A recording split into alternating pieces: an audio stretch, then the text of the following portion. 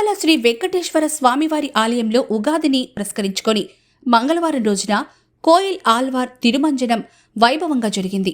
సాధారణంగా సంవత్సరంలో 4 సార్లు కోయిల్ ఆల్వార్ తిరుమంజనం నిర్వహించడం ఆనవాయితీ.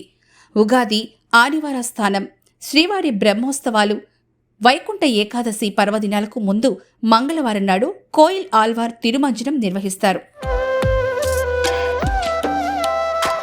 ఈ సందర్భంగా గర్భాలయం నుంచి మహాద్వారం వరకు ఆలయాన్ని శుద్ధి చేయడమే కోయిల్ ఆల్వార్ తిరుమంజనం. ఉగాది, ఆదివార ఆస్థానం, బ్రహ్మోత్సవాలు, వైకుంఠ ఏకాదశి పర్వదినాల ముందు మంగళవారం ఆలయ శుద్ధి కార్యక్రమాన్ని నిర్వహిస్తారు. నేడు ఉదయం 6 నుంచి ఉదయం 10 గంటల వరకు ఆలయ శుద్ధి కార్యక్రమాన్ని అర్చకులు ఆగమోక్తంగా నిర్వహించారు.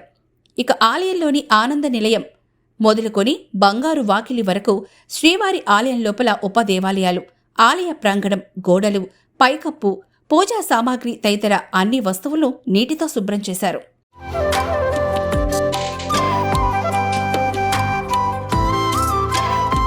ఈ సమయంలో స్వామివారి మూల విరాటును వస్త్రంతో పూర్తిగా కప్పివేస్తారు. శుద్ధి పూర్తయిన అనంతరం నామకోపు, శ్రీచూర్ణం, కస్తూరి పసుపు, పచ్చాకు, గడ్డ కర్పూరం, గంధం పొడి, కుంకుమ, కిచ్చీలిగడ్డ తదితర సుగంధ ద్రవ్యాలు కలగలిపిన పవిత్ర పరిమళ జలాన్ని ఆలయం అంతటా ప్రోక్షణం చేశారు.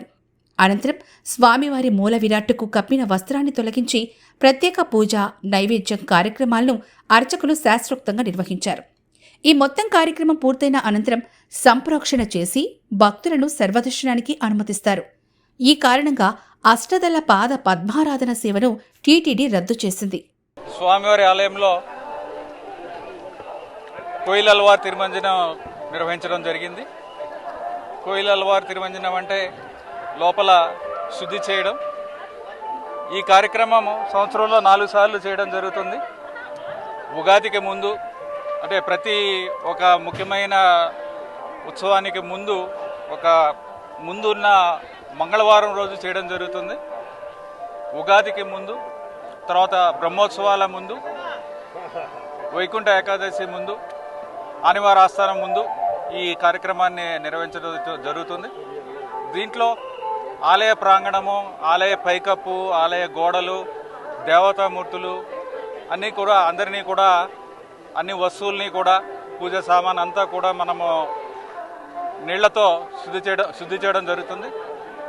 ఈ సమయంలో స్వామివారి మూలమూర్తికి వస్త్రం కప్పి ఈ కార్యక్రమం అయిన తర్వాత సుగంధ ద్రవ్యాలతో ఆలయం మొత్తం కూడా సంప్రోక్షణ చేయడం జరుగుతుంది. ఈ సంప్రోక్షణ అయిన తర్వాత ప్రత్యేక పూజల ద్వారా, ఆగమ శాస్త్రం ద్వారా ప్రత్యేక పూజలు స్వామివారికి నిర్వహించడం జరుగుతుంది, నైవేద్యం సమర్పించడం జరుగుతుంది. ఈ కార్యక్రమంలో చైర్మన్ గారు, బోర్డు సభ్యులు అందరూ కూడా, అలాగే అధికారులు, నేను ఈవో, అలాగే ఎడిషనల్ ఈవో గారు, జేఈఓలు అందరూ అధికారులు కూడా ఈ కార్యక్రమాన్ని చాలా నిర్విఘ్నంగా నిర్వహించాము. ధన్యవాదాలు.